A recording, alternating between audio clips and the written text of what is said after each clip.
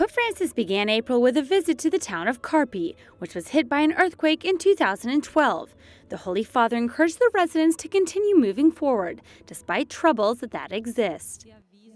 Non lasciamoci imprigionare dalla tentazione di rimanere soli e sfiduciati a piangere addosso per quello che ci succede. England then paid a visit to the Pope through Prince Charles and Camilla. They gifted him homemade products from their personal residence, Highgrove Royal Gardens, to share with the homeless. Pope Francis also put his cries of solidarity into action following the attacks in London by meeting with 4 imams from England and Cardinal Nichols. What we should do to make the human nature better. È il lavoro dell'orecchio. It is the work of the ear, the work of listening. Ascoltarci. To listen to one another amongst us. Ascoltarci. Senza fretta di fare la risposta. To listen to one another without making any haste to give a response.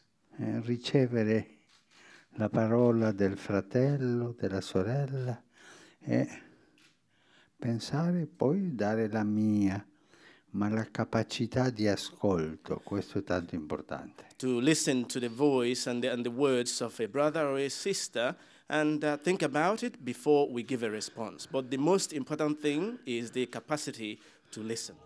The Pope then entered into Holy Week by celebrating Palm Sunday Mass in St. Peter's Square. After the Mass, he prayed especially for those affected by the attacks in a Coptic church in Egypt, which happened during the Mass. E anche l'attentato di quello compiuto purtroppo oggi, questa mattina al Cairo, in una chiesa copta. Later that week, he visited the Italian prison of Paliano and washed the feet of the prisoners present.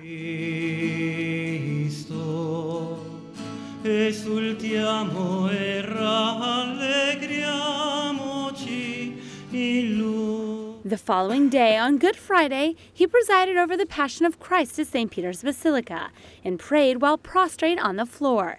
This is traditionally done as a sign of penance and adoration of the cross.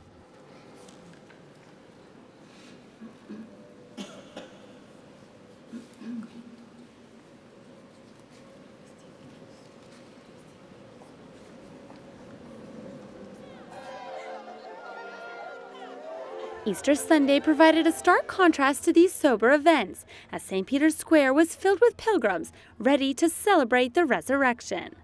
Pope Francis had a couple local meetings before he left the country of Italy. First, he made a visit in Rome to the Basilica of St. Bartholomew, dedicated to present-day martyrs. Then he also met with the participants of the Second International Forum of Catholic Action and spoke of the temptation of remaining silent and stuck in one's ways. Y hay una frase que nunca tienen que usar. No, siempre se hizo así. Esa frase, permítanme, es mala palabra. Pope Francis then departed for his trip to Cairo, where he was received with honors by President Abdel Fattah al-Sisi. During these 2 days, he had a historic moment with Tawadros II, with whom he signed a joint declaration, which recognizes that a person who wants to convert from one confession to another will not have to be rebaptized. He also met with Imam Ahmed al-Tayeb, the leader of Al-Azhar University, which is the most important organization in Sunni Islam. La violenza, infatti, è la negazione di ogni autentica religiosità.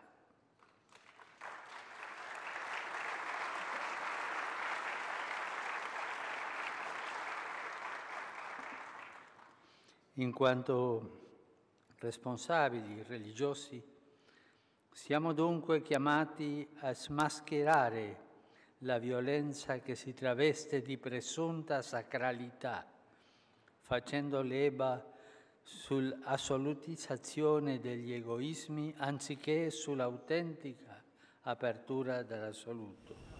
The Pope then returned to Rome after a 3.5-hour flight, which ended his trip to Egypt and likewise the month of April.